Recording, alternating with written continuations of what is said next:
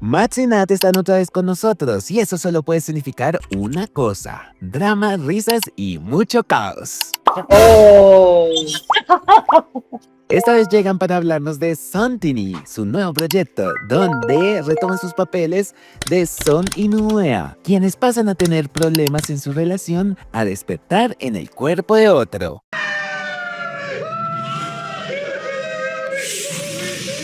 Así, literalmente. Maldito destino, lecciones del universo, fanservice nivel Dios. ถ้าเรามองไม่เห็นมันก็คงไม่แปลกเท่าไหร่หรอก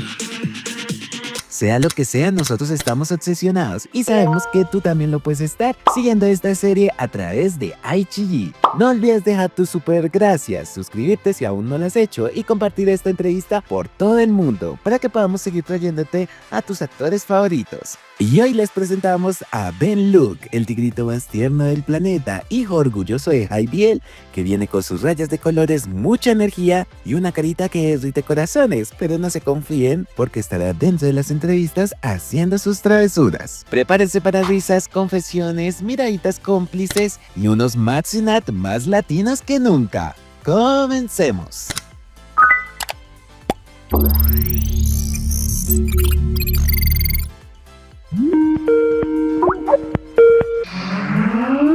Hola, Latino America. Why? Hi, BL. Hi, BL. Yo soy Max. Yo soy Nat.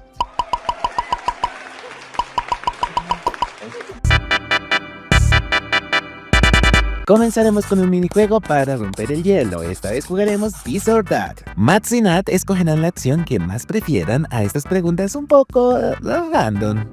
¿Preferirías pelear con un pato del tamaño de un caballo o con 100 caballos del tamaño de un pato? 100 size horses. For me,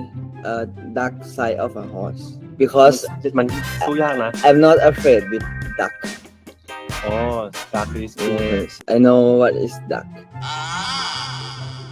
Okay. Do you know what is duck? but Mm. dark size horses I think it is not harmful ใช่ครับผมว่าผมพอไหวอยู่ He think he is more harmful than the ducks. ใช่แต่ว่ายังไงผมว่าถึงเวลาจริงก็ผมว่าน่าจะผมว่าสู้ไม่ไหวแล้วครับ Mm. ¿Una cita romántica en el espacio o en una casa embrujada? In the space because I have never been to space yet. So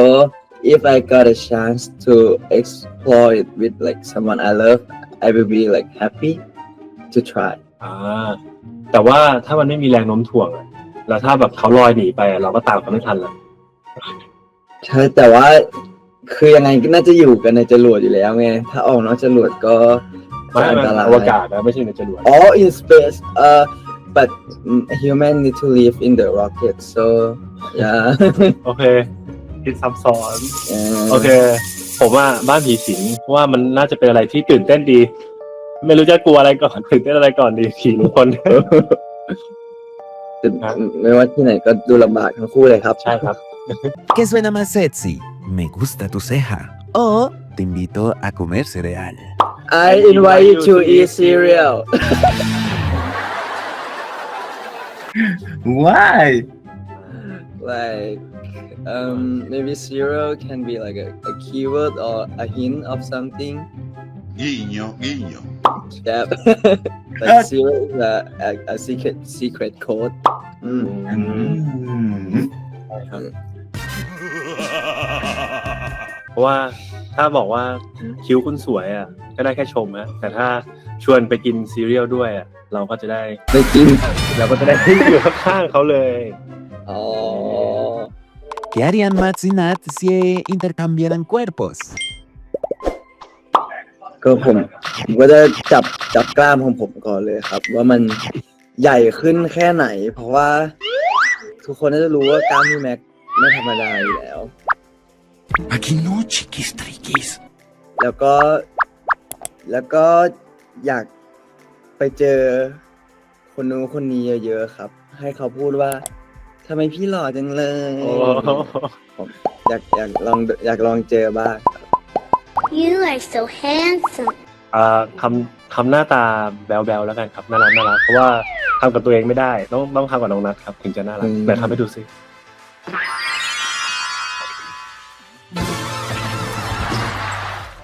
Ok, bueno. นี่อยากทำเป็นน่ารักก็ Ah, ลองทำดูไหม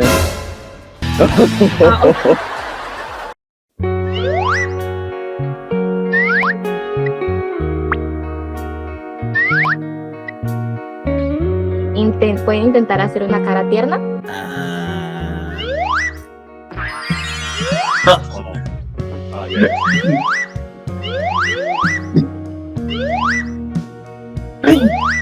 Digan pues.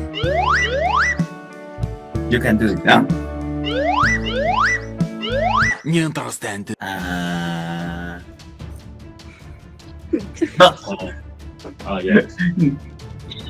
No es lo mío, no es lo mío.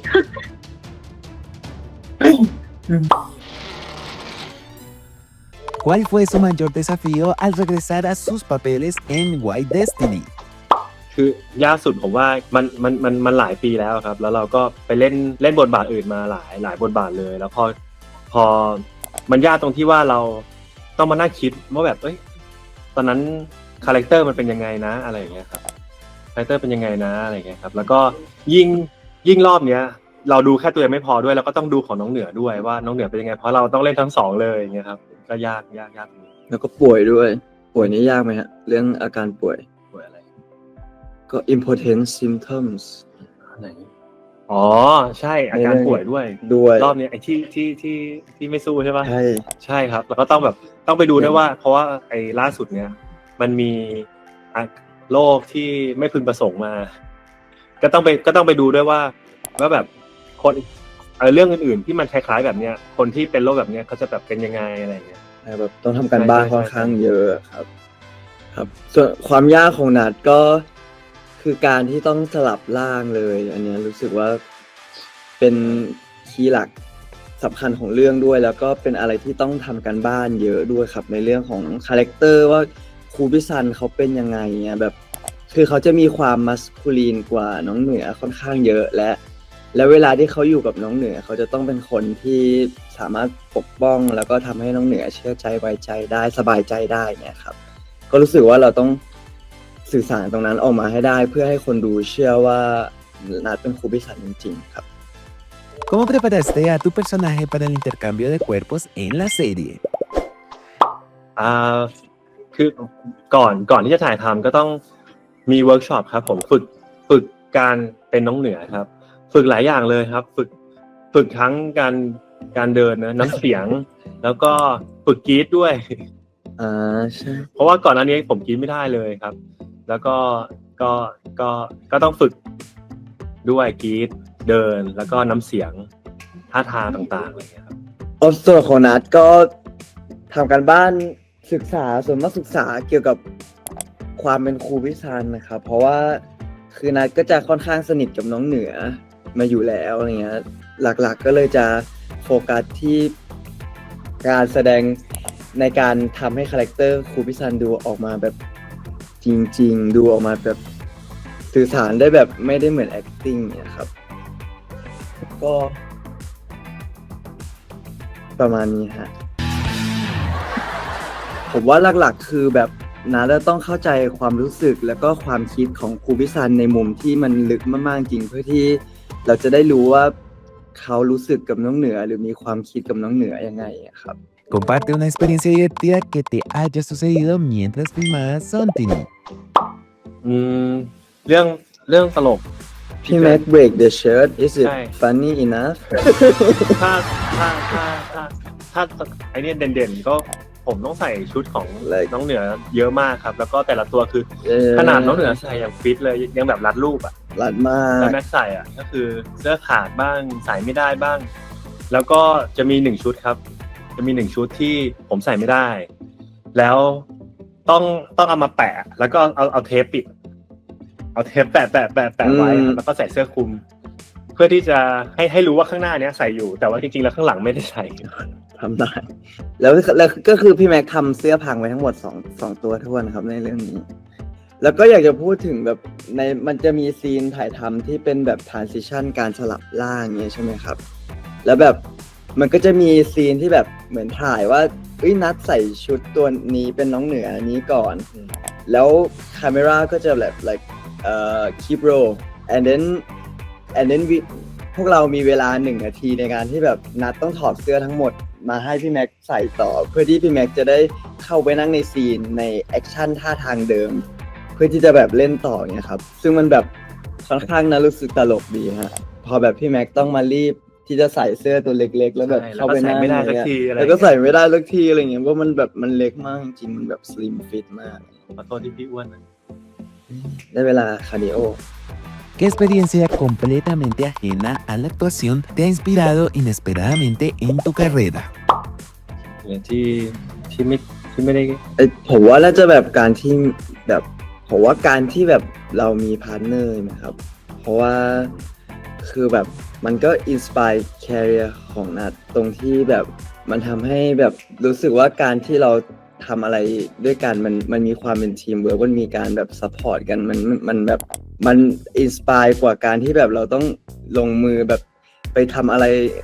คนเดียวหรือแบบออกงานคนเดียวไปเจอกับงานที่แบบบางทีเราอาจจะไม่ได้ถนัดเนี่ยครับแต่เมื่อเราแบบมีพาร์ทเนอร์ที่ดี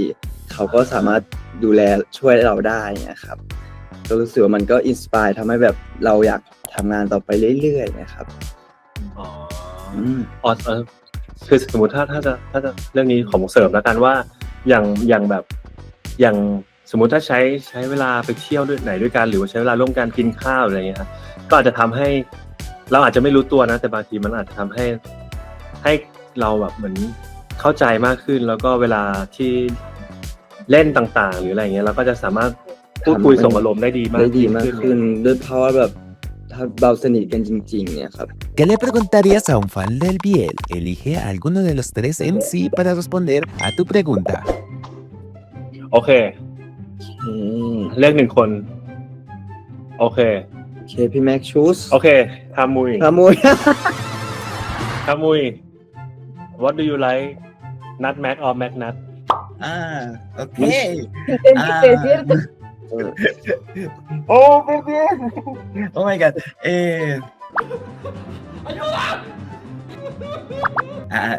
Sorry. I like not much. โอ้ It's, que fue bastante interesante el cambio y se vio bien, ¿no? Pero estabas en el cuerpo del otro. Lo tomaré. Va, acepto el final, pero me ofende muchísimo. ขอถามทุกคนเลยนะครับ ไอเดีย Big up For me, Max Nat, forever and ever. Max Nat. โอเค Yuri Mazan. La traigo muerta. How about you Jacob Max Nat. โอเคทูวัน โอเคเอา แล้วคุณบะหมี่ ขโมยไมทีนะขโมย เย้ พี่บะหมี่ cannot choose choose all choose both เลือกทรง เลือกสอง El día de hoy jugaremos expresiones latinoamericanas con Jai Biel. Max y Nat aprenderán algunas expresiones de algunos países de Latinoamérica. Y esta vez no venimos solos, ya que varios de ustedes serán los que les enseñen a pronunciarlas en el acento correspondiente de su país. Ya que participaron en la dinámica #yo soy Jai Biel. ¿Pudieron con este reto? No joda, hoy como que desayunaste alacrán. wow โอ้โซฟา Hola, hoy como es que eres ese alacrán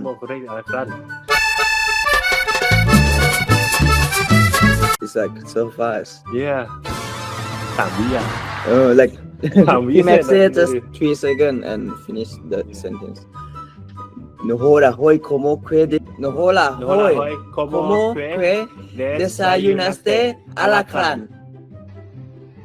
Ya, pero, ¿cachai, po? Ya pero ¿cachai po? อะไรข้างหน้านะยับไปโย Yele Ya pero, ¿cachai Ya, po? pero, ya, pero, Ya pero ya, Ya pero. Ya pero ¿cachai po? I think it's similar to like Thai pronunciation like อืม ¿cachai po? เข้าใจไหม ก็ใช่ไหม similar to like Thai and they are the same meaning ว้าเข้าใจปะ Ahora eso está cañón. ครับ Hola, Hola, Lewe, Lewe, eso esto está está cañón. Yeah Oh, come on dude come on yes. that's awesome Está canon. Canon. Cañón. Ñón. Canyon. Está cañón. Hola Rebe esto hasta cañón Hola, Lewe, esto está cañón. yeah Hola, Lewe. oh Hola, Lewe.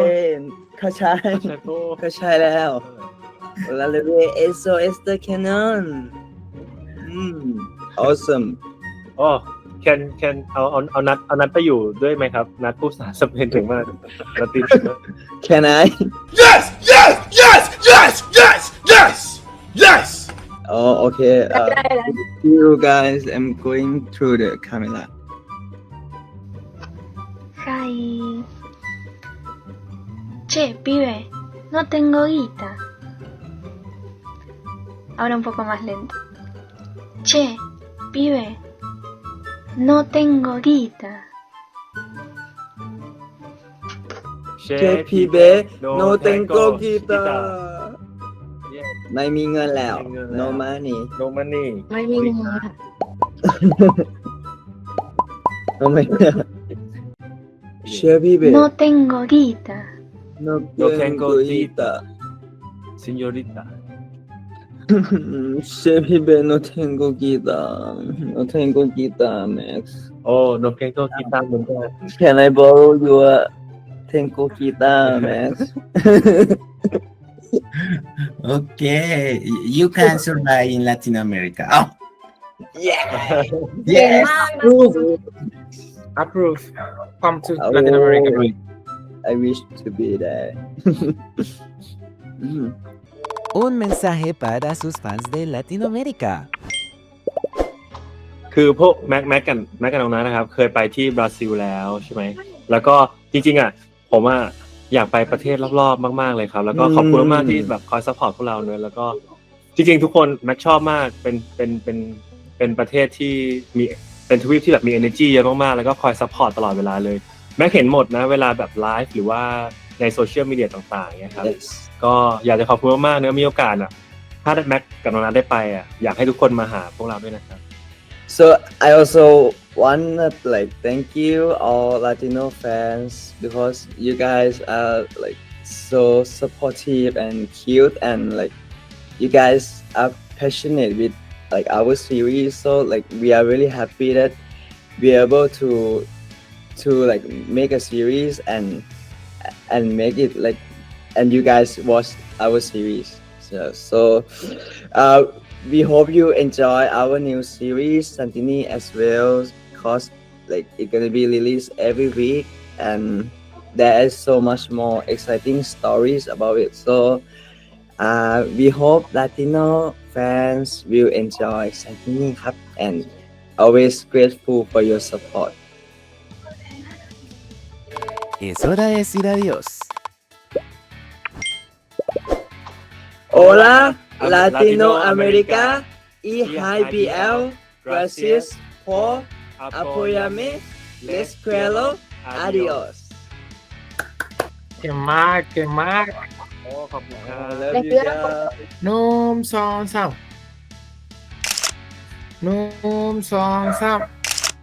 2 3 Yeah